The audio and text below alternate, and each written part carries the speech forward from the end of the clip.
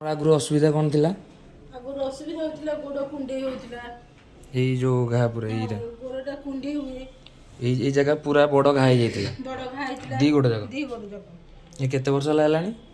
ଇଏ ହେଲାଣି ମୋର 3 ବର୍ଷ 3 ବର୍ଷ 4 ପରେ। ବର୍ଷ ହେଲାଣି। ଆଉ ଏଠିକି ଆସିବା ପୂର୍ବରୁ ଆଗରୁ ଦେଖାଉଥିଲେ ଅଲଗା ମେଡ଼ିସିନ? ଅଲଗା ମେଡ଼ିସିନ ଦେଖଉଥିଲି। ଏଠିକି ଆସିଲା ପରେ ଗୋଡ଼ କୁଣ୍ଡେଇ ହେବା, ମାନେ ଆଣ୍ଠୁଟା ମୁଁ ଭାଙ୍ଗିକି ସିଡ଼ି ପାହାଚକୁ ଚଢ଼ିକି ଯାଇପାରେନି। ଚଢ଼ି ପାରୁନଥିଲେ? ବହୁତ କଷ୍ଟ ହୁଏ। ଗୋଟେ ହେଇକି ଯିବି, କିନ୍ତୁ ଏଠି ମେଡ଼ିସିନ ଖାଇଲା ପରେ ମୁଁ ଆଣ୍ଠୁ ଆସ୍ତେ ଆସ୍ତେ ଉଠେଇକି ଛାତ ଉପରକୁ ଯାଇପାରୁଛି। ଏବେ ଚାଲିକି ଯାଇପାରୁଛନ୍ତି? ହଁ। ଆଗରୁ ଯେଉଁ ମେଡ଼ିସିନ ଖାଇଥିଲେ କେତେ ବର୍ଷ ତଥାପି ଖାଇଥିଲେ? ସିଏ ମେଡ଼ିସିନ ଖାଇଛି ମୁଁ 5-6 ବର୍ଷ ଖଣ୍ଡେ ଖାଇଛି। 5-6 ବର୍ଷ? ସେ ନା ନା ଆପଣଙ୍କ ମେଡ଼ିସିନ ଦିଅନ୍ତି, ଗୋଟିଏ ମେଡ଼ିସିନ ଦେବେ। ଆଉ ଫାଇଲେରିଆ ଆପଣଙ୍କର କେତେ ବର୍ଷ ହେଲା ଥିଲା? ଫାଇଲେରିଆ ମୋର ହେଇଗଲାଣି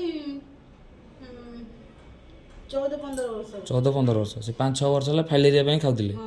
ଆଉ ଏଇ ଯେଉଁ ଘା ପାଇଁ? ଏ ଘା ପାଇଁ ଏଇଠୁ ସାଙ୍ଗ ପାଖରୁ 3-4 ବର୍ଷ ହେଲା ମେଡ଼ିସିନ ଖାଇଛି। 3 ବର୍ଷ ହେଲା ଖାଉଛି ଆଉ। ଘା ପାଇଁ ଆଗରୁ ଖାଇନଥିଲେ ବାହାରୁ? ନାଇଁ।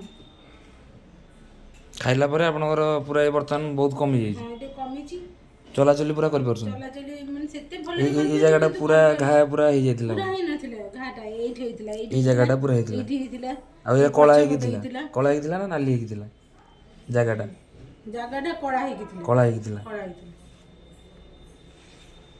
ଖାଲି କୁଣ୍ଡେଇ ହଉଥିଲା, ପୋଡୁଥିଲା। କୁଣ୍ଡେଇ ହେଇକି ପୋଡ଼ୁଥିଲା? ସଲସଲ ଲାଗୁଥିଲା। ଆପଣ ଏଇ ଆମ କଲେଜ ବିଷୟରେ କେମିତି ଜାଣିଲେ, ପୁରୀ ଆୟୁର୍ବେଦିକ କଲେଜ ବିଷୟରେ? ଆୟୁର୍ବେଦିକ କଲେଜ ବିଷୟରେ ଜାଣିଲି, ମାନେ ମୋ ହଜବେଣ୍ଡକୁ ଜଣେ କହିଲେ ଯେ ଏମିତି ପୁରୀରେ ଜଣେ ସାର୍ ଅଛନ୍ତି, ସେ ଏମିତି ଯୋଗ ଟ୍ରିଟମେଣ୍ଟ କରୁଛନ୍ତି, ଆଉ ଗୋଡ଼ ଭଲ ହେଇଯାଉଛି। ଆଜ୍ଞା। ତ ମୋ ହଜବେଣ୍ଡ ମୋତେ ଲଗେଇଲେ ଯେ ତୁ ଏଠିକି ଆସେ। ଯେଉଁ ଜୋକର ଟ୍ରିଟମେଣ୍ଟ ହେଲା ଆପଣଙ୍କୁ ଇଫେକ୍ଟିଭ୍ ଲାଗୁଛି?